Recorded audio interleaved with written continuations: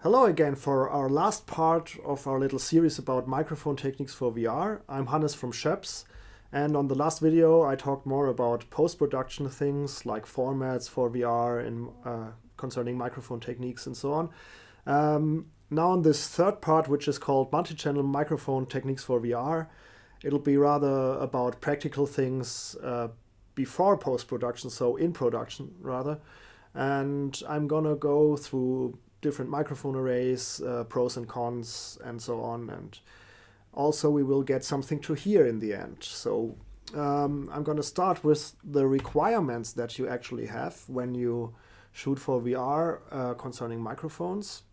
And well, the most important thing is that you really need a simulation of a virtual scene.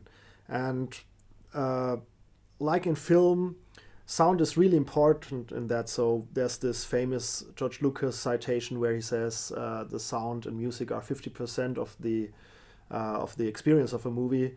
The same really applies for VR as well. And but next to all that realism that you also get through adding sound or proper sound, also it is really important that things really sound well aesthetically. So it's not only the realism that you have to consider, also this is a technique that requires also some real audio engineering capabilities. So aesthetics is also something to consider here. To reach all these aims that you have, like aesthetics and also realism, I think there are two main things that you have to accomplish when shooting for VR, which are localization and immersion. Well, localization is clear. It's like being able to point out where a sound source comes from. And the other thing is immersion, which is another term for feeling into a scene, like if you would really be there. And well, how do you achieve that? So localization, the first thing definitely is that picture and sound really have to match together. So your optical cues have to match your visual cues. And in microphone techniques, we can say that the recording angle, so the angle that you build your stereophonic or whatever recording with, has to match the reproduction angle. So that would be between a few loudspeakers. In our case, as I talked in the last little episode, are the virtual speakers that we have in VR. So recording angle has to match the reproduction angle. Also, the distances should be realistic. So if you set up a very reverberant scene for VR, like in a cave or in a church, and you hear something really dry in front of you, but you get the visual cue very far away in a church, that would not fit, and it would lead to a much reduced immersion, or in this case localization.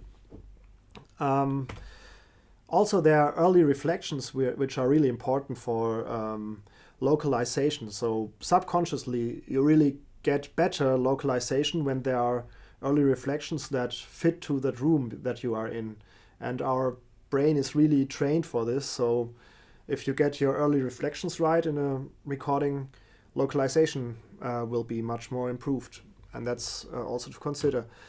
And as a last point, if you compare it to traditional film setups, there's no major way of viewing, so you really need an equally spread audio image in your shot. So there's no center speaker where the dialogues are. So you just need to have everything equally distributed over the virtual space. So that's for localization. And how about immersion? Well, the most important aspect to get immersion right might be envelopment, which means that all the acoustical cues should surround you the most possible. And that can be done best by trying to get all the channels that surround you, maybe in virtual speakers, to be the most decorrelated you can get those. So decorrelation means that the signals really differ from each other a lot, and so this is really important for getting immersion. So try to get decorrelated channels when you're doing, for example, multi-channel microphone recordings. Also, the spatial sound of your room should sound realistic. So if you apply artificial reverb or something like that, this one should really match to your visual cue to enhance the immersion. And also, what we just talked about, localization helps immersion. So if you really can localize all the stuff around you visually and acoustically, and that matches together, that gives you much more the feeling of being in that scene, really. So localization is also good for immersion. So these are our two things that we have to consider, localization and immersion.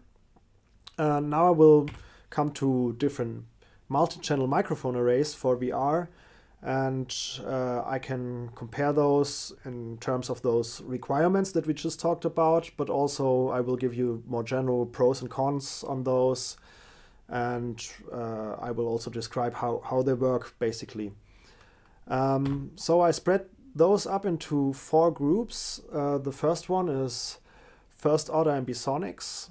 The second one is higher order ambisonics. Then we also have 3D stereophony. And there's a fourth one that I called sampled stereophony. So let's start with the first. These are like the most common microphones nowadays for shooting VR. It has definitely a reason why it is like that, but I will first talk about how they work in general. So the main principle of how those microphones work is really trying to achieve channel separation via first order gradients. So first order gradients, that's a very technical term.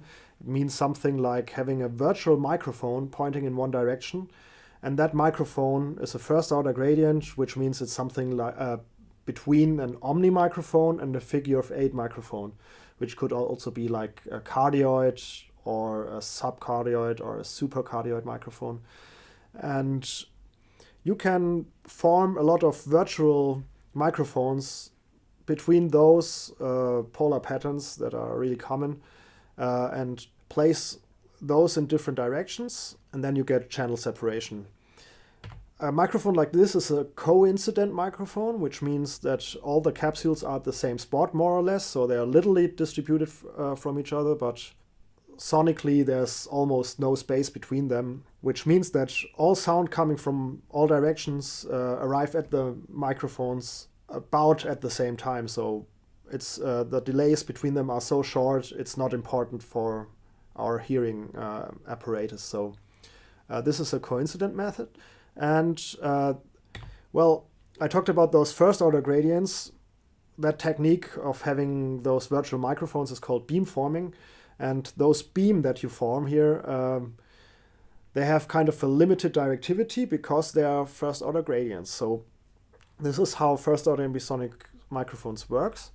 That leads me to the pros and cons of it. On the pro side, there definitely is at most to mention their size. They're really small, which is definitely a big advantage. So especially for shooting 360-degree videos, you have a spherical camera there, and you need to place a multi-channel microphone array really close to that camera, and a small microphone just helps you to hide that in the picture. So if you want to stitch that microphone array out later in post-production, it's just much easier if that is small, and also you don't get into so much problems with stitching later on. So that's definitely an advantage. Also for transportation, you just put that little microphone into your backpack and together with the camera, and you can go pretty much anywhere without needing to carry boxes around or something like that.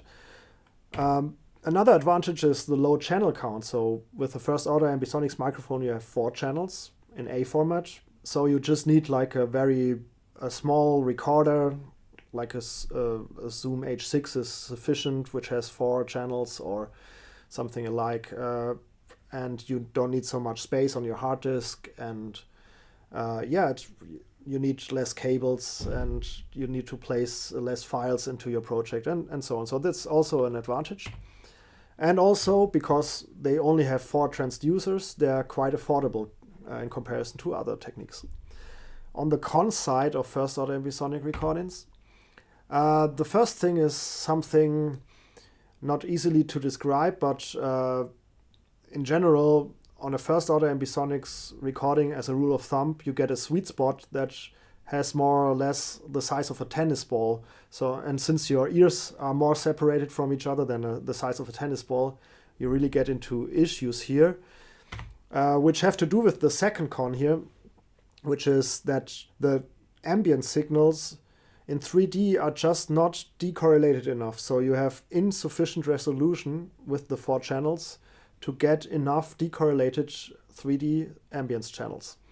This leads to 2 things. The first thing is a definitely limited envelopment. So because you have highly correlated signals, which means that signals really have to do a lot with each other, and they surround you, you rather get phantom sources instead of having different sounds from every direction. And that leads to limited envelopment, which you can clearly hear when you compare a coincident method like first-order ambisonics to a more widely spread microphone array with distances between the channels, which sounds much wider in comparison. And the second thing, which is even worse, if you turn your head in a reproduced sound field from a first-order ambisonics recording, and those signals that come from every directions are highly correlated, they will sum up at your left and your right ear in the virtual scene.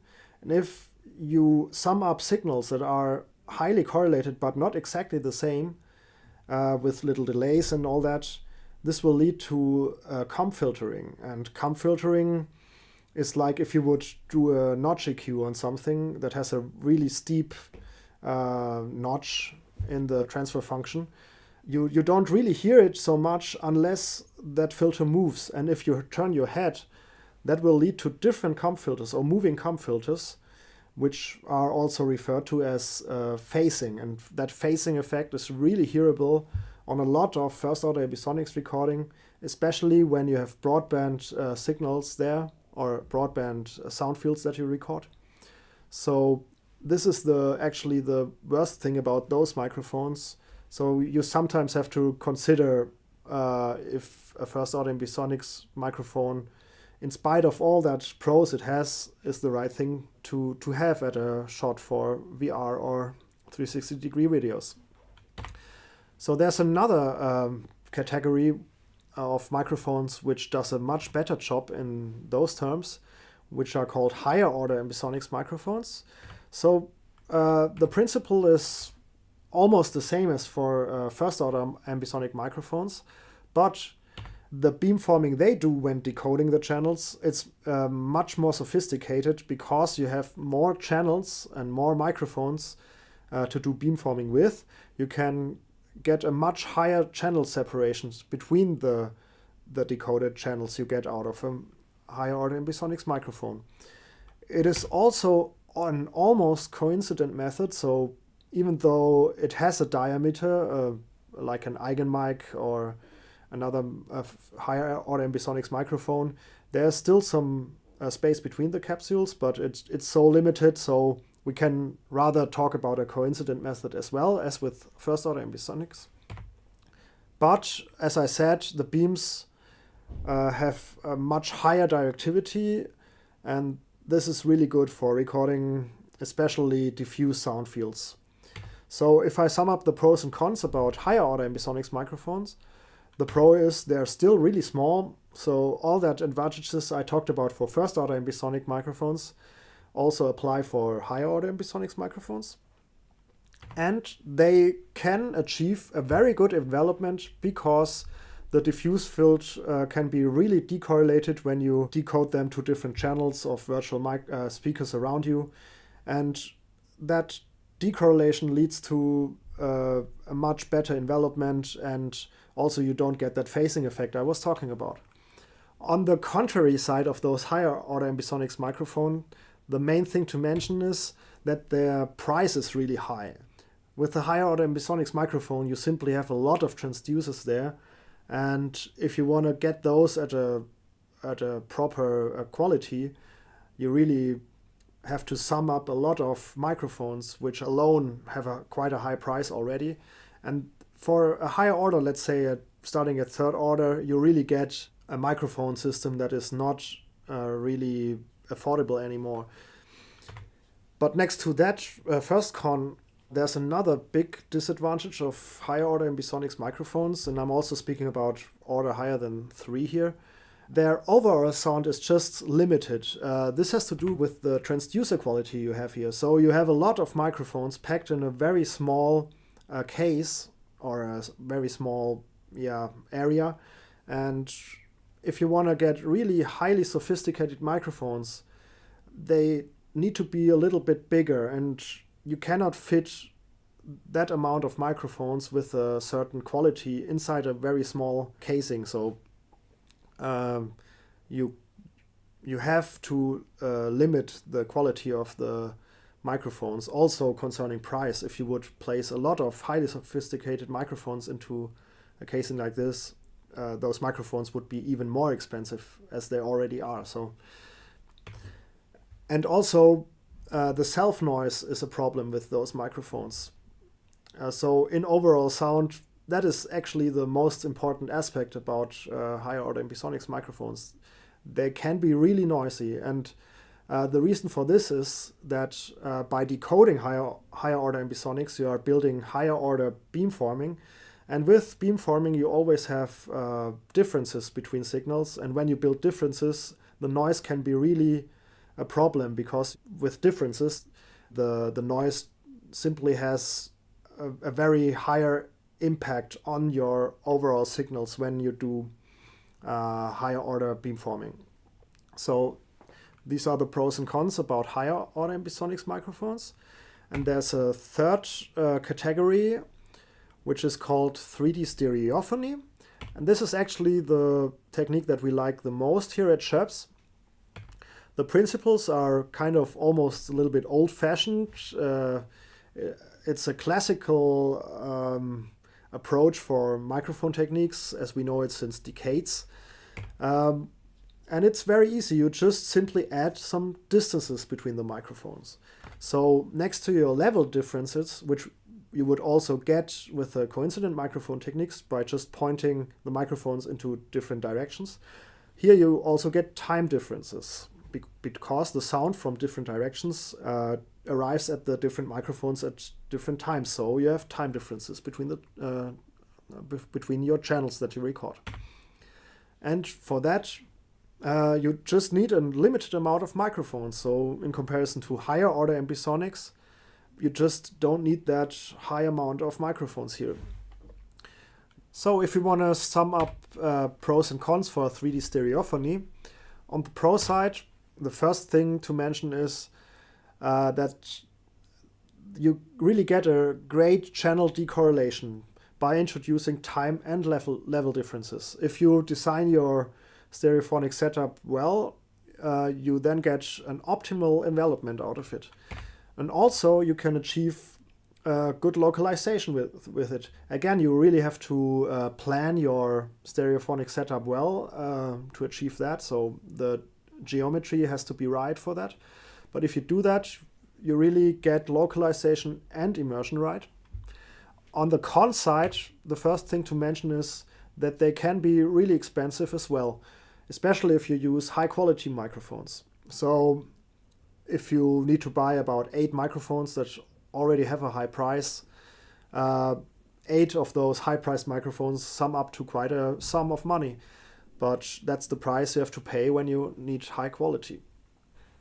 And the second thing here to mention is that they just are less transportable as other techniques. This is unavoidable because as you want to introduce time differences between the channels, thus you have distances between the microphones, your setup just gets bigger, because if you introduce distances, the whole system will get bigger in the end.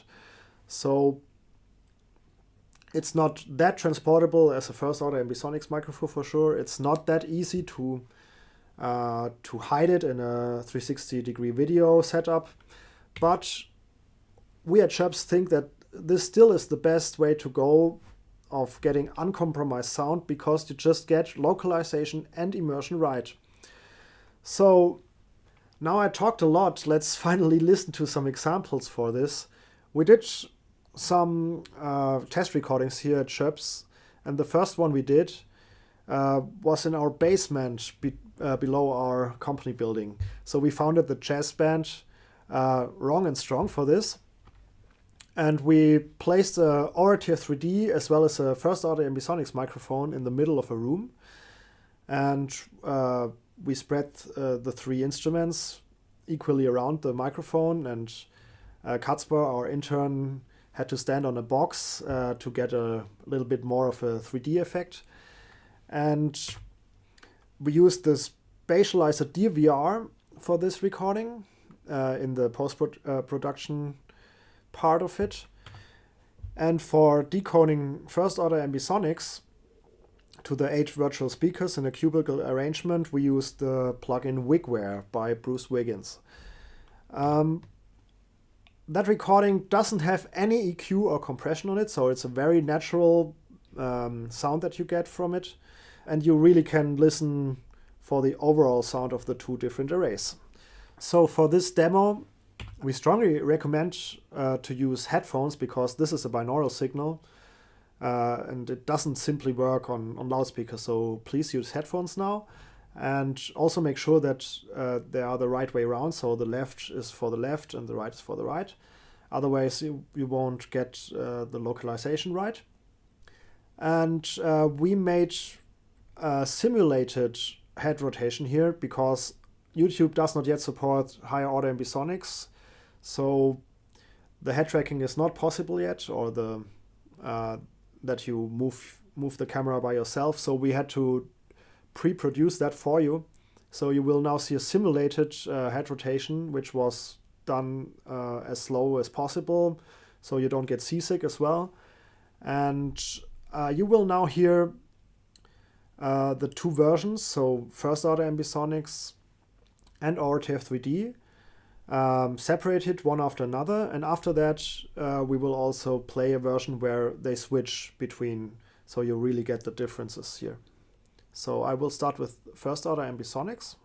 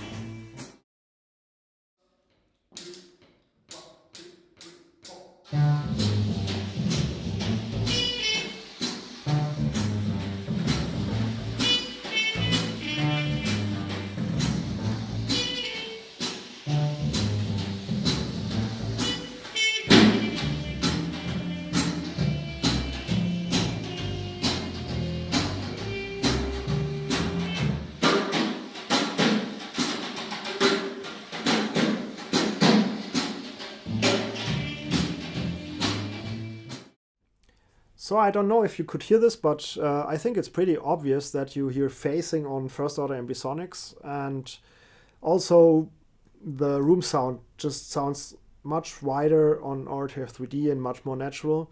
There's some differences concerning tone, because it's different microphones, it's a different technique, but also the localization really works better on Orative 3D, even though this localization here is a little bit distorted, because these are videos and you're not watching this in VR goggles, so it's different. But to repeat that, now we will go to a video where it toggles between the two audios, and I will hit the video again for this.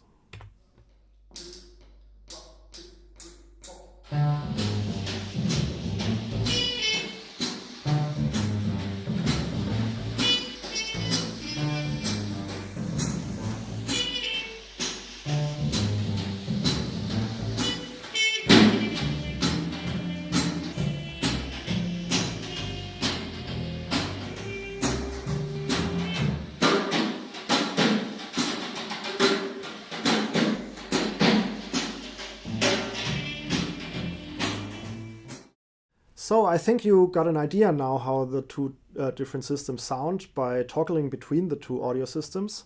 And we really have to say that for first order ambisonics, this is really a worst case scenario, because the snare that is brushed by Hans is really a broadband, almost like white noise signal, where you can really distinguish the comb filters on phasing that occur here. And also, this is not noise, it is a brushed snare, so some people that we showed those videos thought, oh, this is really noisy. Actually, no, this is a brushed snare drum, which is like meant to be like that. We have another example here where first order ambisonics might not be that bad, actually. This is a ambience recording that we did in the climbing hall, The Rock in Karlsruhe. There we put two different first order ambisonic microphone systems and the ORTF 3D together with the camera. They really have a nice terrace where you can place that camera really well, and you can hear sounds from everywhere around. But it's rather ambience recording, not something which is good for localization. I will now only play the comparison between the two with toggling in between. Please pay attention on the envelopment here, and also like the wideness of the room, the diffuse room sound that we have here.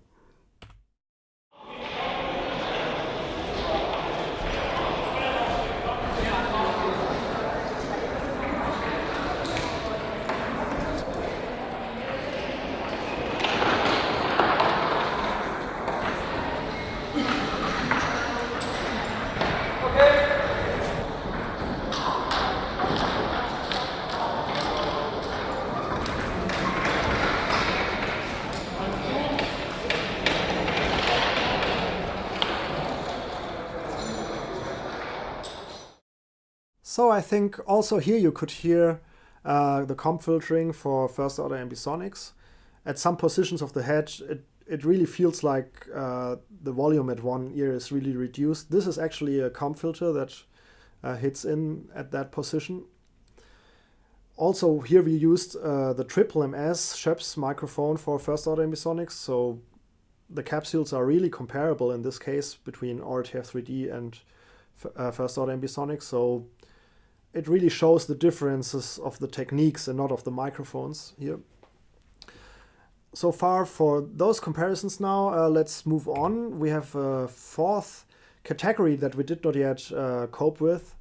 I called that one assembled stereophony. That can be really a lot, but a lot of people in VR use those kind of techniques nowadays. Some call that these assembled stereophony methods something like quad stereo or anything like that. And I will give you an example of like one typical way of using this method. I showed here a little 360-degree scene, which could be shot in a 360-degree video. And what that assembled stereophony does is more or less like taking a stereo recording of that scene one after another. So instead of doing it all on the same time, here you really do the recording of every direction one after another. You can do this by placing a microphone system with a camera into the middle of the scene, and now here you see something like an ORTF microphone setup.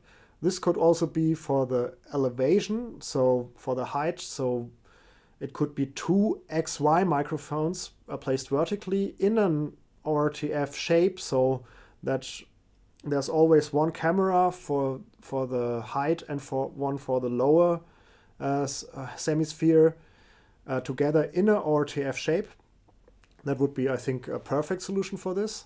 And you place that into the scene, and now you can shoot the first direction actually of that scene and try to get it right until you have the perfect take of your recording. And then if everything is fine, then you can move on to the next direction. Like in this case, take 90 degrees and shoot there and try to get a good recording there. And move on to the third and fourth direction. And if you got all those right, you can also you should also record the floor without feet or without microphone stands, and also the sky. So one time's facing up and down. And then you have a lot of recordings where you can choose the best ones and stitch them together in post. For audio, in post-production, you would then route that 4 channels that I just spoke about to the respective channels on that side of that virtual speaker cube. So you would take the left lower channel to the left lower virtual speaker, the left upper one to the left height speaker, and so on. And if you move to the other directions in post-production, you would then route to the next side of the cube. So just look on which side you are, and on that side of the cubicle-shaped virtual speakers, you should route those signals there. And do that for all 4 sides. I think you don't need the floor and the ceiling for this. And why do you do that actually? So it is kind of a lot of post-production you have to do there. So what is the reason why you do this actually? Well, I think the most important aspect here is that you have a behind the camera area now when you are shooting those kinds of videos. So with a 360-degree video, you always have the problem that camera looks in all directions. And here you can use a normal camera that just is wide angled and looks in one direction. And you can now hide all that equipment like lighting or recorders and even the director of that shot behind the camera and have much more flexibility and comfort while doing those scenes. A second reason for this would be that you can just take the best takes of every direction, as I already mentioned. And also sonically it can be great because you get a maximum decorrelation of your different directions of your assembled shot that you get with it. So let's listen to it again on headphones, please. We will again go to the climbing wall here. We recorded 4 sides, one after another, and because it's one after another, it can't be compared to the other recording that I showed you before, because you cannot take the same recording when you divide it into different temporal times, in a way. So I will first show you that assembled stereophony example, and then I will show you, just for the overall sound, the ORTF 3D recording again. Please pay attention to the reflections of the room here.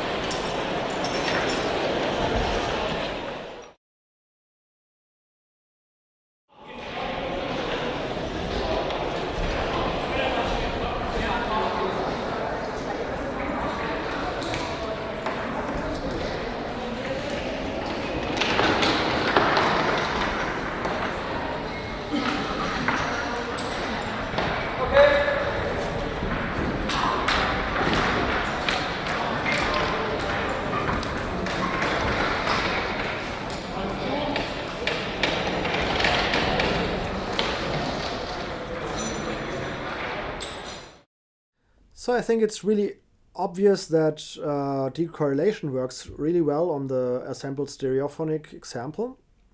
Well, there's a lot going on. This is clearly the case because we recorded 4 scenes and added them up, and then so much more is happening here than with ORTF 3D, for example. And also the reflections might be not as realistic as or natural as you had them in the ORTF 3D case. Well, this example is not the best example actually for this assembled stereophony technique because it's indoors and it's rather an ambient scene where at every time something's happening around it, it would be much better to record it in a more controlled area where just one thing is happening at a time while you're shooting it, pointing in that direction as you record, and nothing else happens in the background. So I will quickly sum up the pros and cons for this. On the pro side, you get a large channel decorrelation. It's actually a maximum decorrelation because you completely record it on at different times, so the signals don't have to do anything with each other, so that's really good. On axis, so in that direction where you shoot, you really can achieve a good localization if you take the right stereophonic setup for this. And you can have an expandable microphone system here, so you can be totally creative and do whatever you like. You could add some spot microphones to it, you could add some room microphones in the back or anything, and be really creative about this. And you have a lot of flexibility here, so you better should use it to get it right. And as I said before, it's very controllable and convenient to shoot like this. You might end up in a much better result than with anything else. Problems for sure is stitching and all that stuff. So you just have a lot more post-production. This can be an advantage if you're on the side of the person who does this and earns money with it, but from the production side, this is a disadvantage for sure. So you need to stitch that videos. You get problems when somebody walks from one part to the other one, or from one direction to the other one. You have to stitch well to get that right. And also, you might have heard this in this example right now, the reflection patterns are not really realistic. So just because you are shooting in one direction, you don't record the reflections from the rear side while shooting in that one direction. Also, the envelope of the diffuse field should be correlated actually, so the diffuse field itself should be decorrelated as much as possible, but that envelope of that sound should match all the directions. So this can also be a problem here when you shoot in different directions.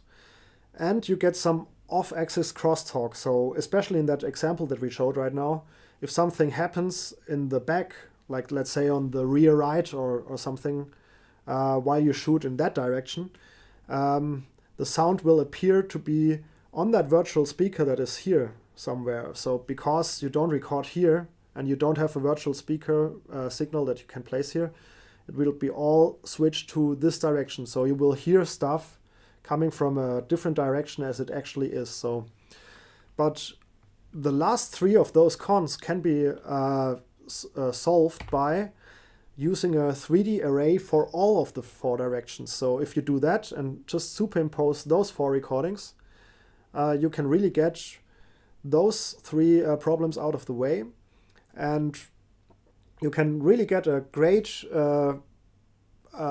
result for sound and video in the end, where you controlled the recording process and the sound, and you can have an expanded microphone system and anything else. So this can be a really great solution, which is also based on stereophony.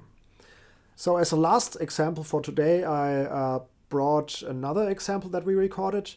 It is a live concert, the so-called 360-degree session, which is held every month in Brauhaus 2.0 in Karlsruhe.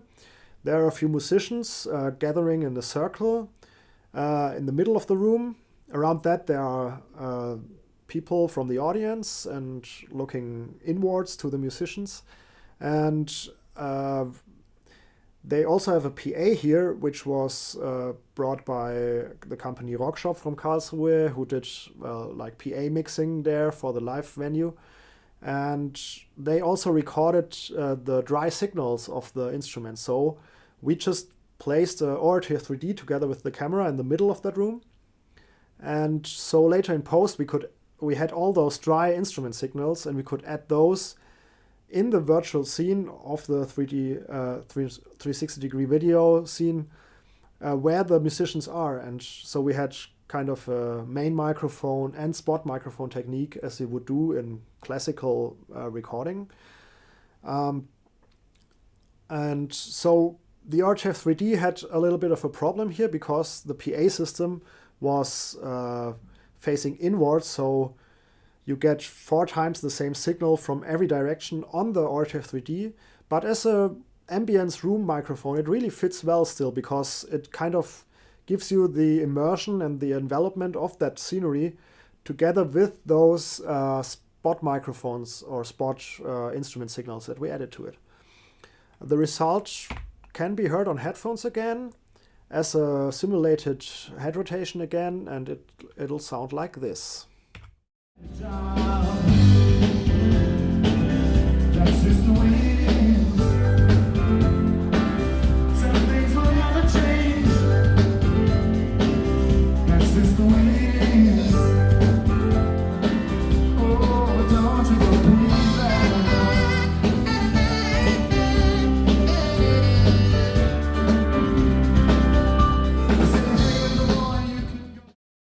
Okay, so that was the last demo for today. I will end my talk with a short outlook on VR in 360-degree video.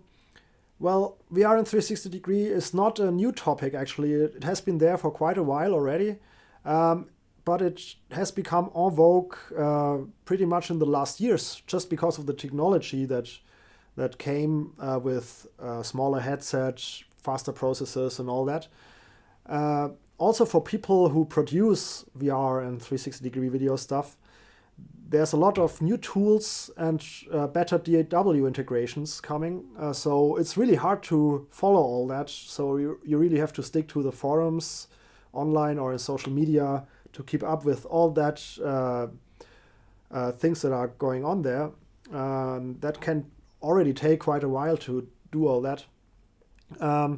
And also the distribution method changed. So Facebook is bringing out new stuff all the time.